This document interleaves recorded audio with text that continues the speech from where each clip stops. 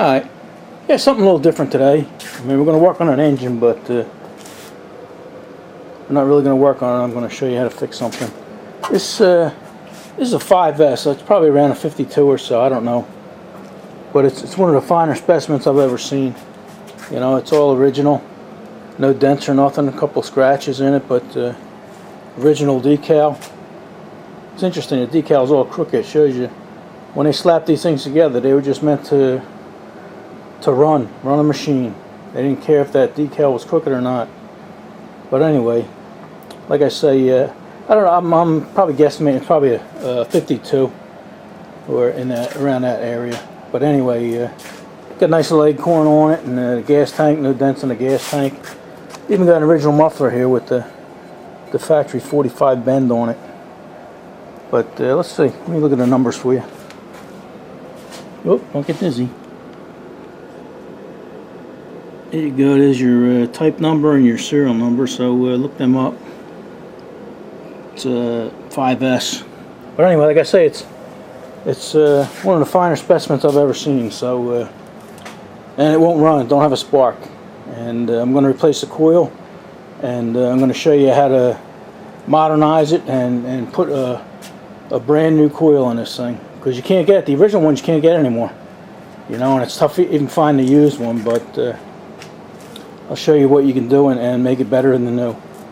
So hold on, and we'll show you. We don't have a spark. Alright, yeah, let me get this out of the way.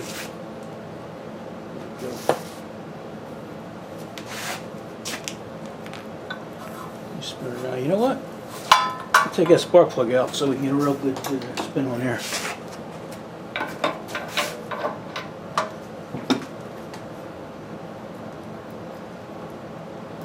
See, you don't necessarily have to do this, but I want to show you. I'm going to get a good spin on it. Alright, there you go. Couldn't find a string, I put it on there already. Now here's your spark plug wire here. I'm just going to hold on to it. Whoa, whoa, whoa, whoa. No, I'm just kidding. Nothing. Completely dead. Another good spin on it. See, so we're getting nothing out of there, so. I know everything, the condenser and everything is in there. It's just, you know, it's almost a 70-year-old coil, and they do go bad just from sitting. So, all right, let me unclamp this from the table, and we'll take it apart. I wasn't going to show I was taking it apart. I was going to show rebuilding the coil, but I guess some guys want to see this come off. If you don't, just skip through this part and go right to the coil rebuilding. All right, I'm going to try and stay out of your way here.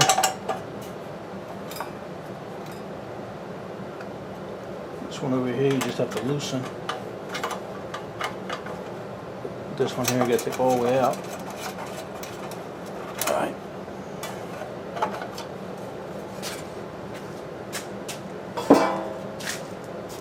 And now you gotta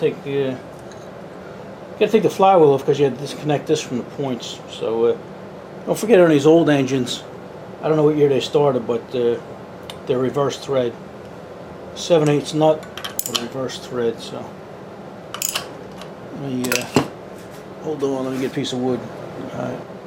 Yeah, I just use a little piece of wood here sometimes to keep that flywheel from spinning. Don't put too much pressure on it though. There you go. It wasn't bad, it wasn't bad at all. Tip this back up here again. Can you see?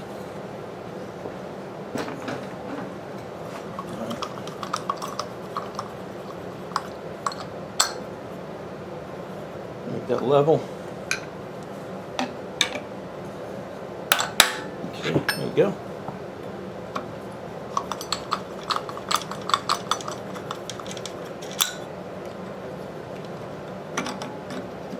Like I said, I wasn't going to film this, but it's only going to take a couple minutes. Alright, and take a 1/4 inch drive. Take our cover plate off here. Get our key. I got a little key here. Get that out of the way so we don't lose it.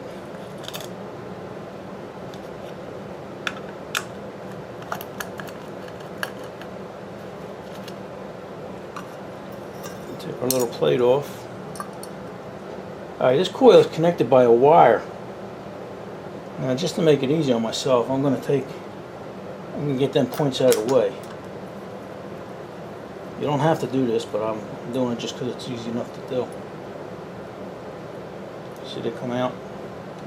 Now, you got your wire from your condenser, your capacitor here going.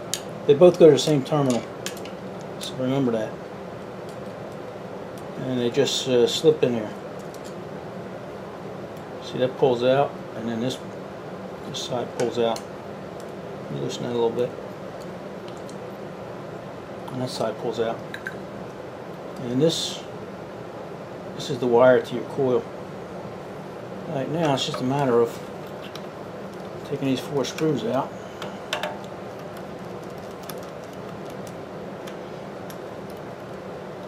This is your ground here, so make note of that, because when you put the coil back in, you're going to have to ground that wire.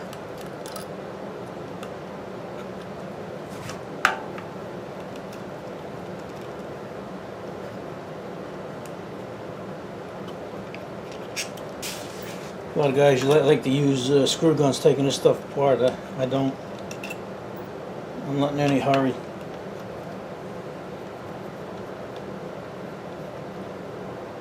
I especially don't like putting them together with a screw gun. Especially with that new plastic stuff. That's where everything breaks. Okay. See, now this wire here, this wire will come out through the top here, and then your spark plug will come out here. So. Alright, let me get all this stuff out of the way, and then we'll show you how we're going to rebuild that coil.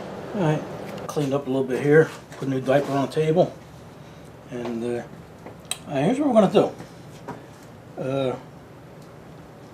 This coil here is held on right here.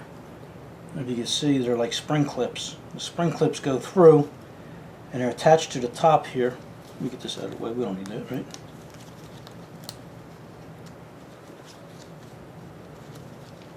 Alright, they're attached to the top here with a rivet that goes through here. I want to keep the rivet in there because that holds the laminates together. And you got 2 rivets on the side. You're not even going to worry about them. But we're going to get a Dremel. Get this out of the way too. We don't need that.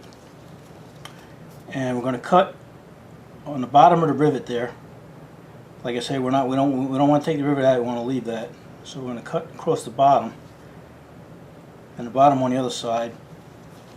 And that'll pull these spring clips out, and then our coil will be able to come off. So put your headphones on, your hearing protection, whatever you need, and let's give it a try.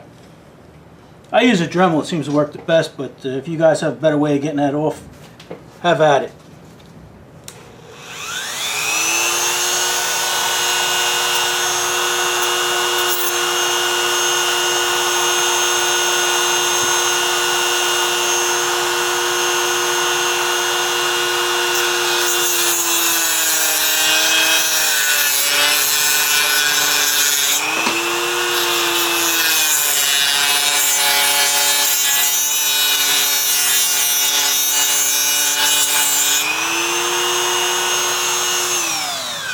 Alright, for the sake of time, let me cut both of them off and then I'll turn you guys back on. Alright, I cut that, put a little slit up here, just enough to cut that piece of spring steel. And then over here, did the same thing. Now, it depends on how rusted this is how easy it's going to come out. Right now, this piece of spring steel is breaking, so there we go. This one's going to be a little tough to get out. And I don't know about this side. Alright, I just snapped that one off too, so. Like I said, usually that should just come right out. But don't worry about damaging this because we're not using this. This is garbage right here. We got to save that 3-legged horseshoe there. So let's see what we can do here.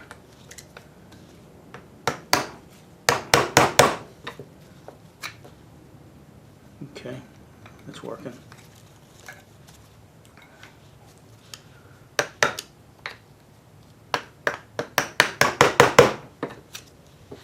Wonder if you could just hit this whole thing.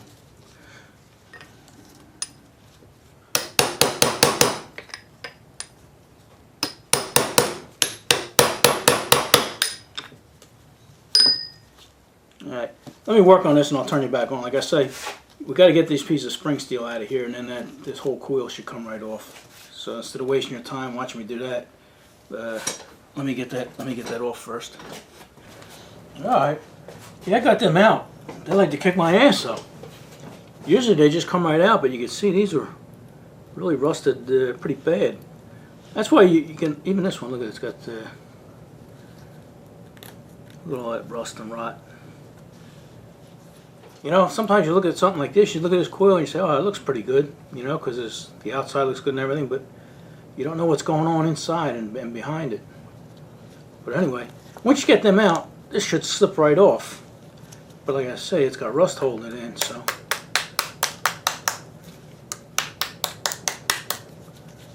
It's coming off, it's coming.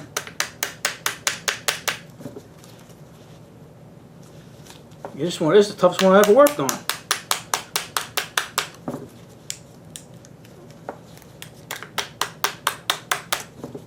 This is crazy. Okay, here we go. Alright. Alright, this is what we want. You want to save this. I'm going to have to clean this up real good. And, yeah, these two are from another coil I did. And, you know, you get a little bit of surface rust, but nothing like that. You know, and the back was nice and the hook was still good. So when you cut the tops off, you just put a screwdriver in there and it slip right out. And then this comes right off. But this explains why this coil is bad. This is all rotted inside. So, all right. Like I say, this is the part we need. We gotta keep the horseshoe, the 3 legs here, and what we're gonna do. Let me get this out of the way here. What we're gonna do is gonna replace it with a brand new Tecumseh. That's right, you heard me right. Tecumseh coil. They look almost the same. They look almost the same, just this one's a little thinner, a little smaller. And what we have to do is, see the square inside there? That looks like it might be a 1/2 inch. This looks like it might be 3/8 or something. I'll measure it for you, I don't know. But we have to cut the inside of this. It's easy on the laminate side. You just get your Dremel, and you don't have to go all the way up. You know, you just cut maybe about a 1/2 inch from the top here, and we'll count the plates. Maybe we have to take 4 plates off, 2 on each side, and then on the outside we've got to grind it down. But we got to get it so this thing will fit on here. I like to put it on this way. That way the wire is going up where it belongs, and this gets put there. So. Let me clean this up. Let me go put this on a wire wheel and clean this up a little bit and clean this table up. So we'll see you when I get back. All right. Oh, jeez. Just a minute. That's President Biden again. All right. Sorry about that. I wish he could run this country without me. But anyway. All right. We'll take some measurements here. Before I forget, that is 3/8. I got a piece of 3/8 stock here, and that is roughly, you know, it's a loose 3/8. But anyway, before I go any further and forget, let me tell you what the part number is on this coil here. That's a Tecumseh, and has a couple different numbers. Oh, yeah, can you see that? But just hit the eBay or something and put this number in, Tecumseh 30560, and you'll come up with it. I get these for about $13 because I buy them in bulk, usually 4 or 5 of them at a time. But they're $13 if you buy them that way, but if you buy them separately, you can get them $14, $15. So that's what you need, that coil right there. Alright, well, I got you running. Like I say, I'm using this 3/4 stock, and that's what. Yeah, here's one I had. I made this one a while back, and I can't tell you how many layers of laminate to take off, because different years were made different. Like this one here, I don't know how well you can see it, but this has a lot of laminates. You know, they're real thin. And this one here is a different year, and it. Of course, you can count them. There's 2, 4, 6, 8. There's only about 10. So this one here, it looks like I maybe took one off of each end. But anyway, that's what you got to do. We got to cut this down. And also, you want to come from the top. There's a little ledge here where the old one went. And I'm going to use this as a gauge instead of using a ruler. And we'll just mark that. So we'll cut these out on each side until we come down to 3/4. And we'll do that with the Dremel. Where's the Dremel at? We'll just cut them away one layer at a time. One on each side until we come close to 3/8. So let's do that.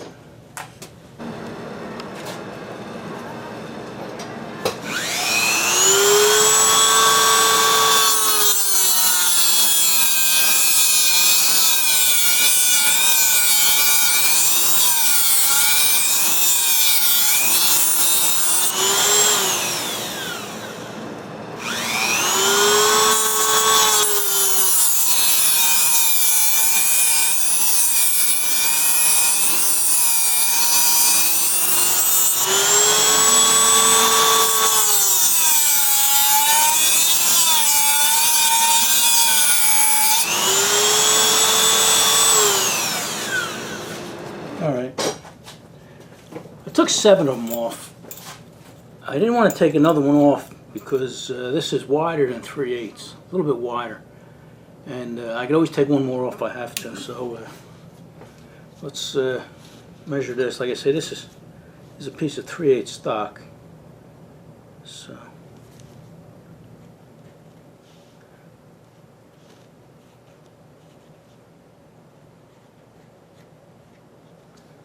I don't know how well you guys can see that, but I'm going to take it over to the bandsaw now and cut that off and see what it's like, see what it looks like. Alright, yeah, we cut that and came out pretty good. So now I got to get the little air saw and try to cut the sides off of it.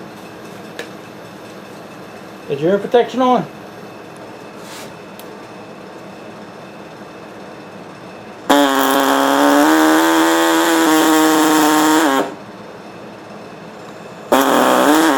Go.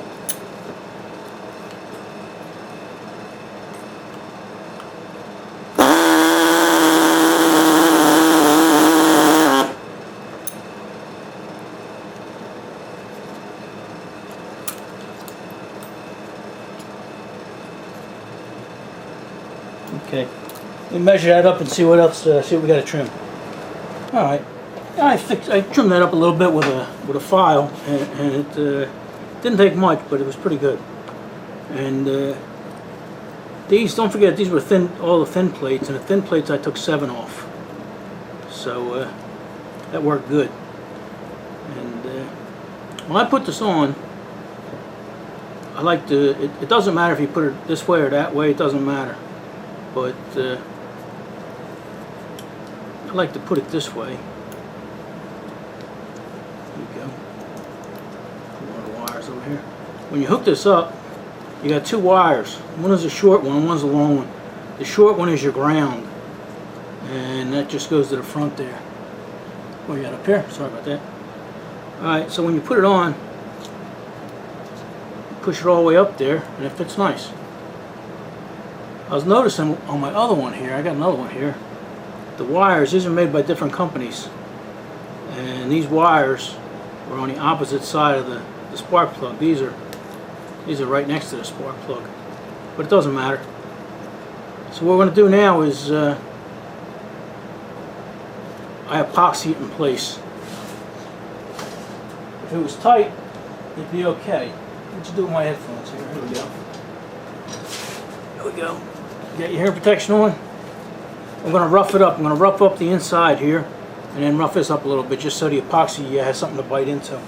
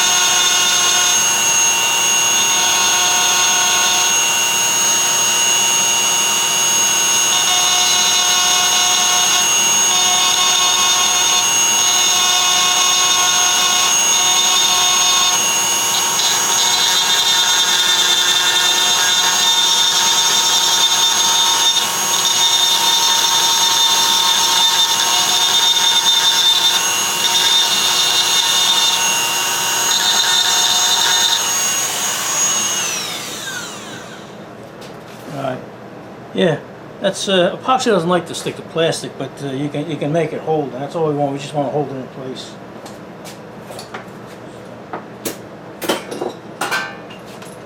Still here.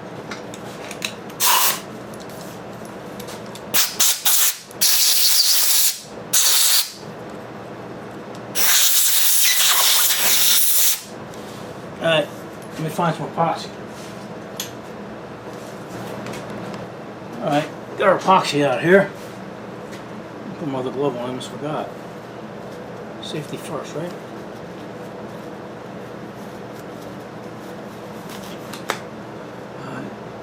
This is just JB Weld, nothing fancy. Like I say, you probably don't even have to do this. You know, if you cut that right and made it a tight fit and jammed it on there, you'd be fine. But it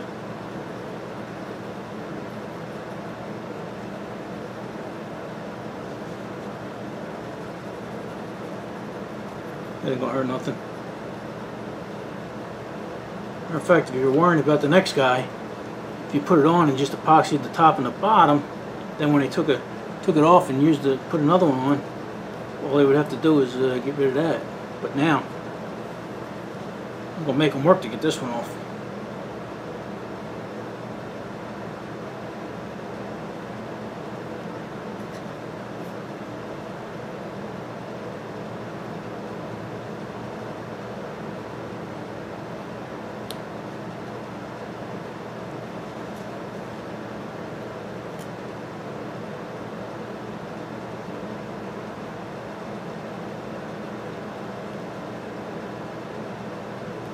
I know when I post this, somebody will say, oh, I would have done this, I would have done that and everything, but I didn't see anybody else on the internet doing this.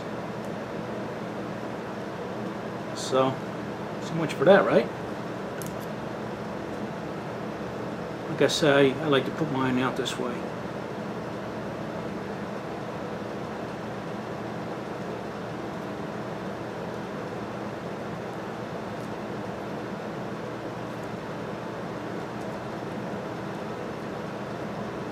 You still see, sometimes I don't look at the camera, so I don't know where you guys are at. Okay. See, that mushed up nice against the back. Now, probably don't have to, but I'm going to put a little on the edge here.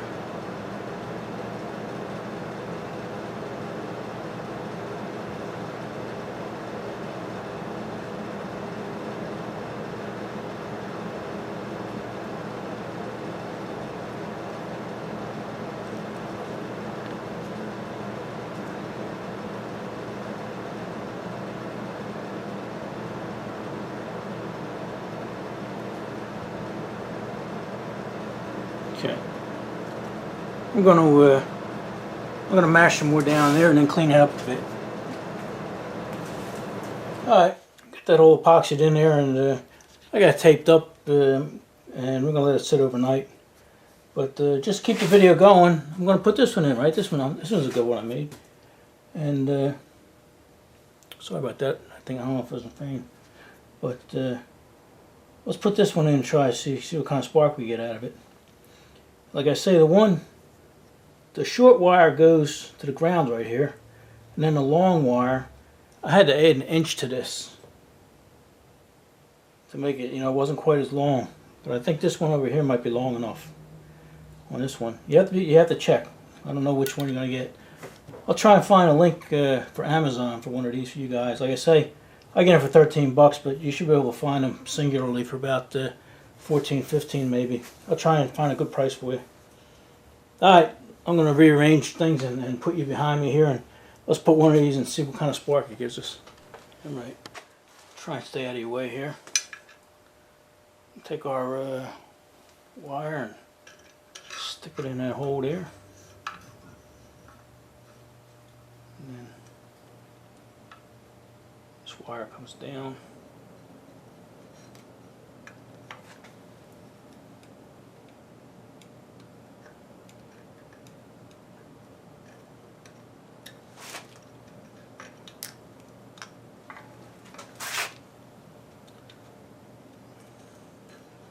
There we go.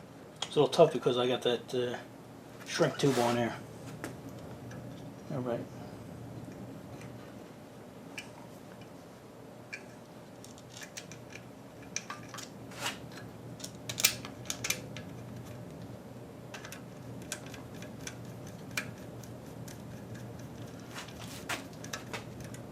Okay, don't forget your short wire's got to get grounded out here.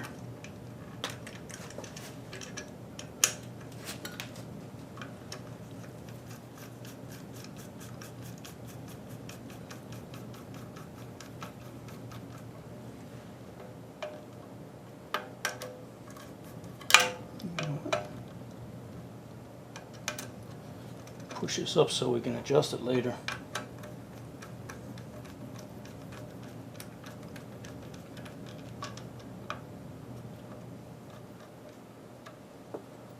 Okay, almost looks like it belongs there.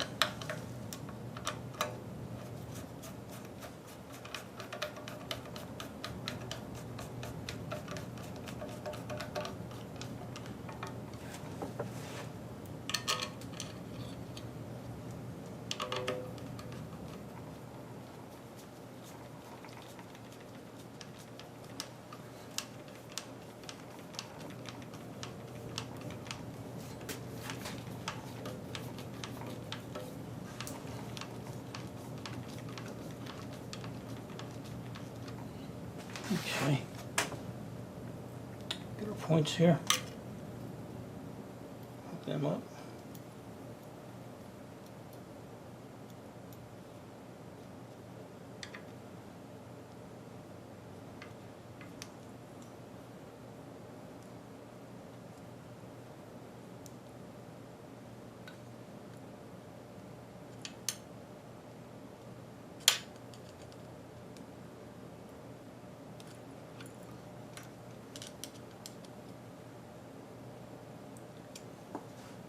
Okay. Little gasket down here. Gotta move a little gasket. Goes behind there. There we go.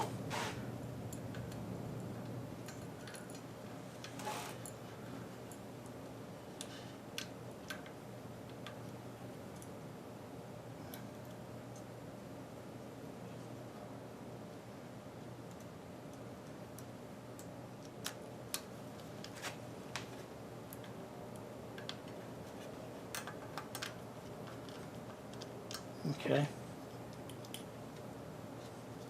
Let me adjust your points for you. And then we'll put that cover on. Alright, we got them set.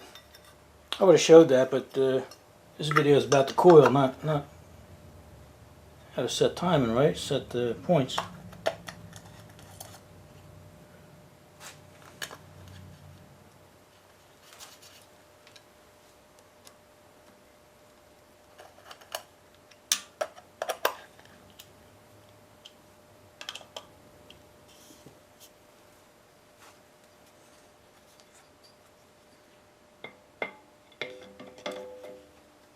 If I forget something, you guys let me know.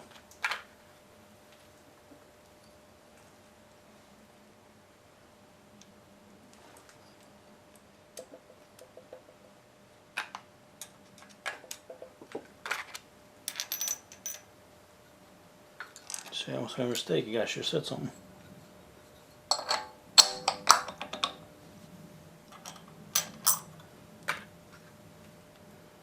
Don't forget reverse threads.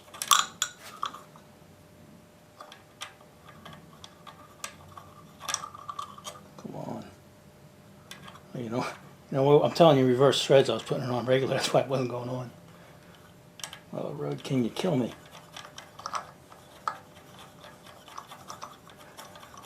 Do as I say, not as I do, right? Let me stand this up for a second.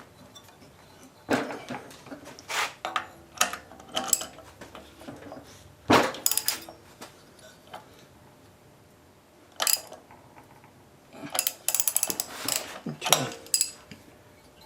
That should be good enough. Where are we at? Over here? Is that better? You know what? I'll put it down this way. And then we'll, I'll tilt you back just a little bit. We'll come around, find a magnet there. Put our 10,000 shim in there.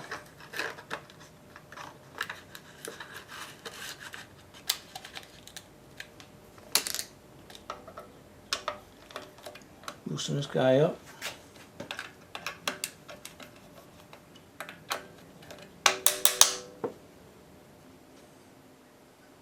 Okay, he's down there. I didn't see him jump, but he's down there.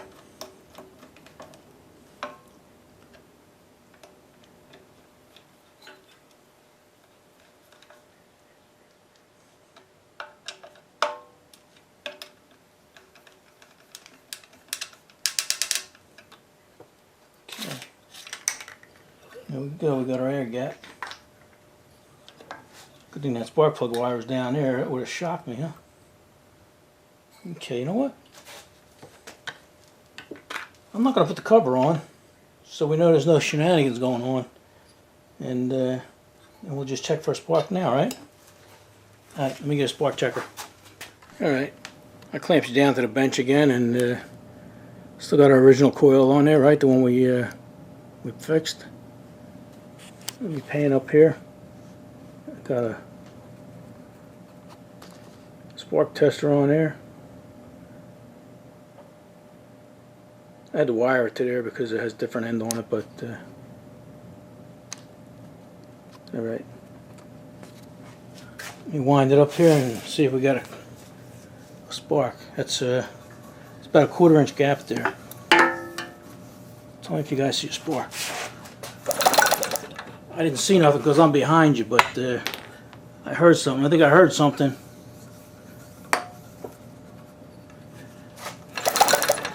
Alright, there you go. Alright. I think it's good repair. I did that because a lot of guys ask me for them. Say, you have any spare coils? And you know, I don't want to send them a coil because it could go bad in the mail. You know, I mean, they're 70, 80, 90 years old, some of these. I think they started using them back in the WMs, WMBs and stuff back in the 30s. So there you go. We're not going to start the engine. I mean, we just wanted to make sure we had a spark and stuff. This engine will start right up. So there you go. I'll try and find one of these on Amazon and put a link in the description for you. That way you guys can get your own coil. Alright, what do you say? Enough of this? Alright. See you guys in the next one. Alright, it's me again. Yeah, when I was putting this thing together, I just realized it had a cast iron head and a cast iron base down here. And that would make this thing pretty old. Because I think they only started making these in like 1949. I think I said earlier this was like a 52, but now that I noticed it had a cast iron head and the cast iron base, I'd call this probably a late 50s, maybe an early 51 or so. So just want to clarify that. Somebody will clear it up for me. Alright, let's get out of here.